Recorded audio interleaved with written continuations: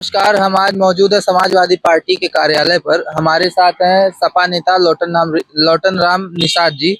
तो इनसे हम इस बात पे चर्चा करेंगे, जैसे अभी कुछ दिनों पहले योगी जी का एक बयान आया कि महाकुंभ में जिसने लाशें देखी वो गिद्ध है, जिसे गंदगी दिखी वो सूअर है। इस पे आप क्या कहना चाहेंगे?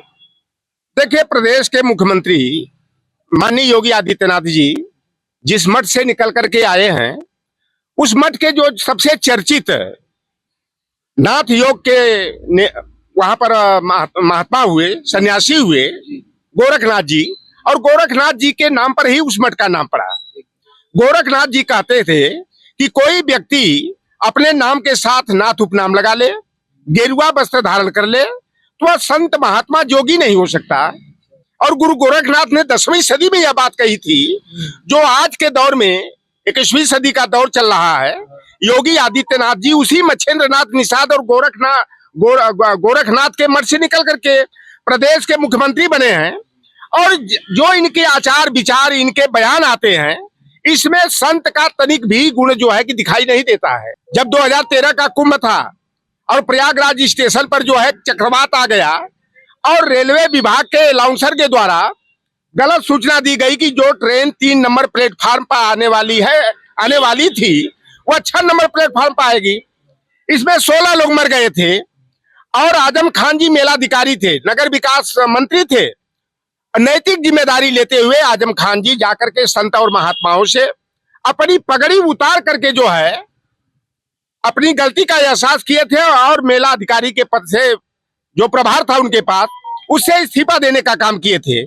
और माननीय अखिलेश यादव जी बतौर मुख्यमंत्री जा करके कुंभ मेला स्थल पर वहां पर जो है कि मीडिया के लोगों से मुखातिब हुए और जो कमियां रही उसके प्रति जो है भूल सुधार करने का, या जो कमियां थी उनमें सुधार करने का जो है आश्वासन दिए।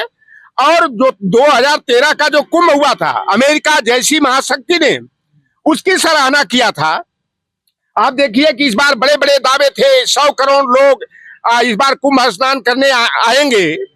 तो 100 करोड़ का डाटा तो है, तो 100 करोड़ लोग आएंगे तो उनकी व्यवस्था क्या दिया? समाजवादी पार्टी के नेता शुरू से कर रहे थे कि वहां पर चाक चौबंद व्यवस्था होनी चाहिए, लेकिन केवल यह जो है कि मीडिया ट्रायल होता रहा, ये व्यवस्था वो व्यवस्था, निमंत्रण केवल भिजवाया जा रहा था लोगों को। एक बात मैं पहले, आज देश की आबादी कितनी है? 140 करोड़ है। 1 अरब 40 करोड़ है, 40 करोड़ है, 43 करोड़ मान लीजिए।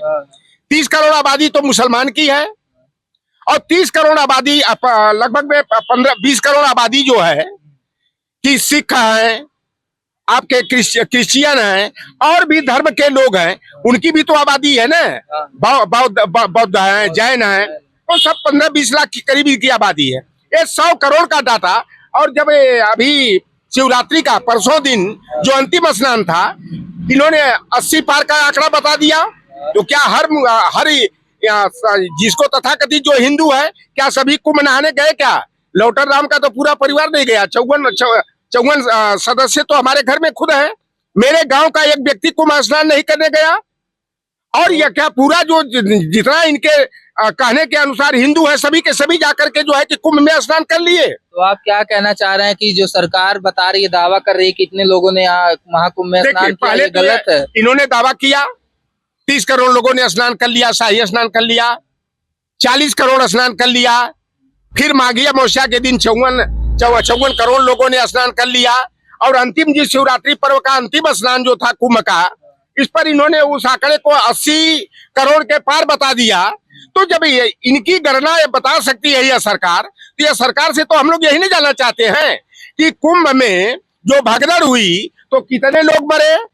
अभी तक सरकार केवल 30 का आंकड़ा बता रही है। और एक स्टिंग ऑपरेशन एक मीडिया वाला ने किया, उसके ऊपर FIR भी दर्ज हो गया।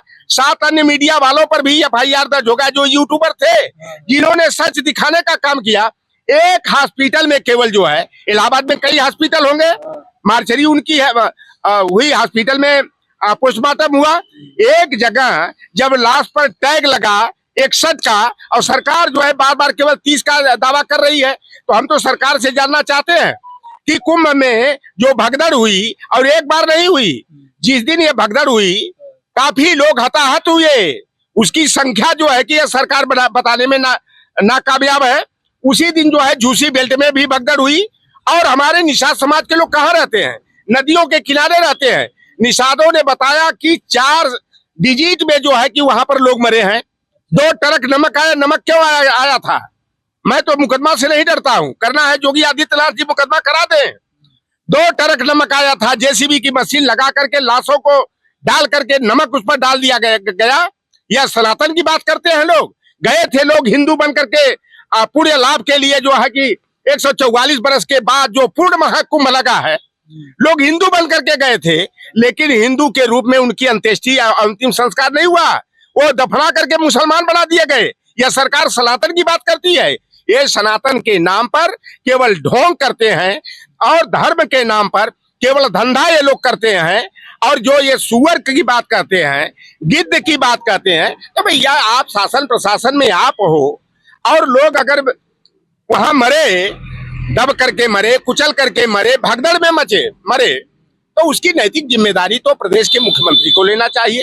एक तो देश के प्रधानमंत्री महाझूठा नरेंद्र मोदी जैन इंटरनेशनल लायर अंतरराष्ट्रीय स्तर के झूठा, और प्रदेश के मुख्यमंत्री से मैं ऐसी अपेक्षा नहीं कर सकता था कि जो हमारे पूर्वज मच्छेंद्र नाथ निषाद के मठ से निकल करके आए हैं और इस तरह बार बार ये झूठ बोलने का काम करेंगे।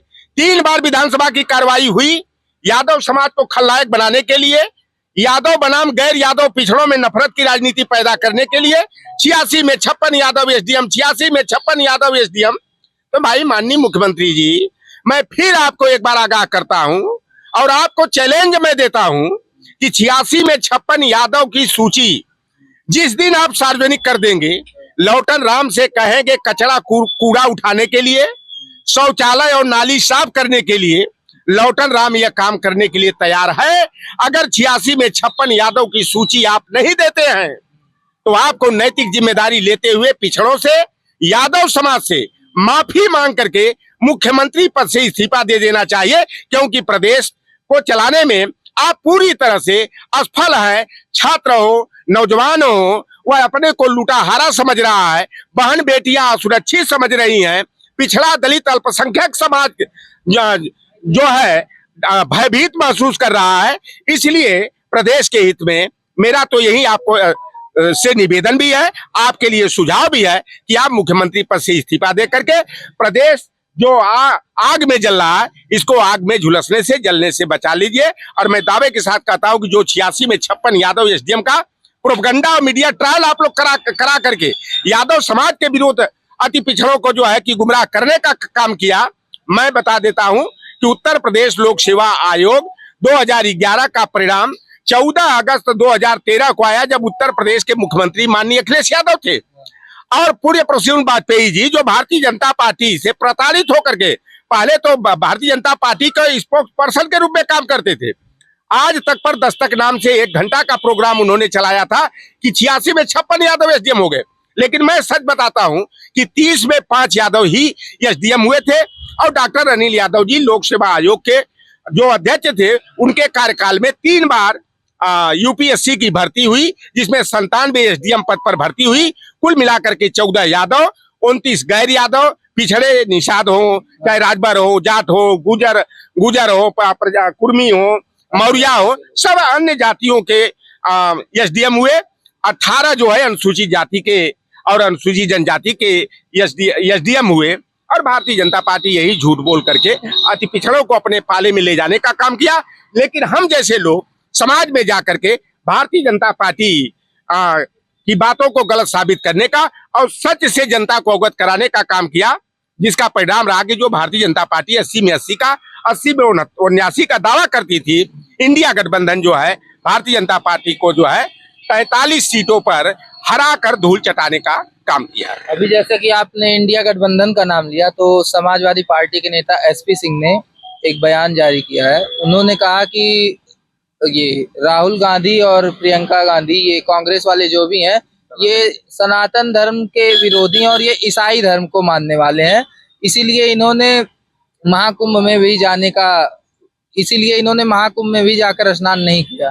तो इससे यह लगता है कि आने वाले समय में जो इंडी गठबंधन है ये टूटेगा, सपा और कांग्रेस के बीच में कुछ विवाद हो सकता है, इस पे आपकी क्या? देखिए, इंडिया गठबंधन लोकसभा चुनाव में जिस तरह से राहुल गांधी जी और अखिलेश यादव जी, दो युवा एकजुट होकर के संविधान को बचाने के लिए, लोकतंत्र को बचाने के लिए और हमारे छात्र नौजवानों का भविष्य संवारने के मुद्दे पर जनता की अदालत में गए और जनता ने जो है इंडिया गठबंधन को मजबूती से साथ दिया, जिसका परिणाम रहा कि भारतीय जनता पार्टी जो है 37 पर उनका गठबंधन सीमित हो गया और इंडिया गठबंधन समाजवादी पार्टी जो है अपने जन्म काल से लेकर अब तक की सबसे बड़ी जीत हासिल करते हुए देश की तीसरी सबसे बड़ी पार्टी, उत्तर प्रदेश की नंबर 1 पार्टी के रूप में बनी। और इंडिया गठबंधन जो है 43 सीट जीत करके भारतीय जनता पार्टी का जो गुरूर था, उनको पूर्ण बहुमत की सीट भी नहीं पाई, 240 पर सीमित हो गई भारतीय जनता पार्टी। और जहां तक सपा नेता आईपी सिंह जी की आप बात कर रहे हैं, तो यह आईपी सिंह का व्यक्तिगत बयान है, उसका समाजवादी पार्टी से कोई लेना देना नहीं है। तो अभी हाल ही में दिल्ली विधानसभा चुनाव हुआ, वहां समाजवादी पार्टी आम आदमी पार्टी के समर्थन में लड़ी और कांग्रेस वहां जो है समाजवादी पार्टी और आम आदमी पार्टी के विरोध में लड़ी, जिसका नुकसान देखने को मिला कि वहां पे आम आदमी पार्टी को कांग्रेस जहां से अपने कैंडिडेट को लड़ाई, वहां से आम आदमी पार्टी की नुकसान हुआ। उस पे आप क्या कहना चाहेंगे? देखिए, पहली बात मैं बता दूं, पहले तय हुआ था इंडिया गठबंधन जब बना था कि जहां जो पार्टी मजबूत होगी उसके नेतृत्व में चुनाव लड़ना है और उसको विशेष अवसर देना है। लेकिन कांग्रेस पार्टी ने जो है वहां पर चुनाव लड़ी, वहां गठबंधन नहीं बना और हम लोगों को दूर दूर तक दिखाई दे रहा था कि कांग्रेस पार्टी जो है कि वहां पर वोट कटवा का काम तो कर सकती है, वह वहां पर भारतीय जनता पार्टी का मुकाबला नहीं कर सकती। वहां जो है भारतीय जनता पार्टी को कड़ा जवाब जो देने में अगर कोई सक्षम पार्टी है तो आम आदमी पार्टी है। इसलिए जो है सपा सुप्रीमो माननीय अखिलेश यादव जी भाजपा को हराने के लिए आम आदमी पार्टी के पक्ष में अपील जाहिर किए थे और एक दिन का कार्यक्रम भी किए थे। आप देख लीजिए कि कांग्रेस की क्या स्थिति हुई, 0 बटा सन्नाटा। अगर हरियाणा जैसे चुनाव था, अगर वहां समाजवादी पार्टी को विश्वास में लिया गया होता, आम आदमी को लिया गया होता, चर्चा तो होनी चाहिए। हम ठीक है, हम 20 सीट मांग रहे हैं, हम 10 सीट मांग रहे हैं, लेकिन चर्चा से ही समस्या का समाधान होता है। लेकिन कांग्रेस पार्टी जो है जहां है उल्टा बयान देना, वहां संदीप दीक्षित दिल्ली में क्या बयान दिए थे, जब हमारे नेता को सीधे कहते हैं कि दिल्ली में अखिलेश यादव को कोई जानने वाला नहीं है। वहीं पर जो है कि भूपेंद्र हुड्डा जब हरियाणा का चुनाव चल रहे थे, उन्होंने कहा था कि यहाँ पर अखिलेश यादव को कोई जानने वाला नहीं है, समाजवादी पार्टी का कोई जनाधार नहीं है। मध्य प्रदेश का जब विधानसभा का चुनाव चल रहा था, तो भाई जब इंडिया गठबंधन बन गया और समाजवादी पार्टी वहां पर 1 सीट जीती थी और 1 सीट की बदौलत वहां पर कमलनाथ जो है कि 15 महीने तक मुख्यमंत्री रहे मध्य प्रदेश के और 4 सीटों पर हम रनर रहे, तो भैया नहीं ज्यादा देते, 5 सीट तो देने का हक बनता था ना। और 4 सीट पर कांग्रेस तीसरे नंबर पर थी।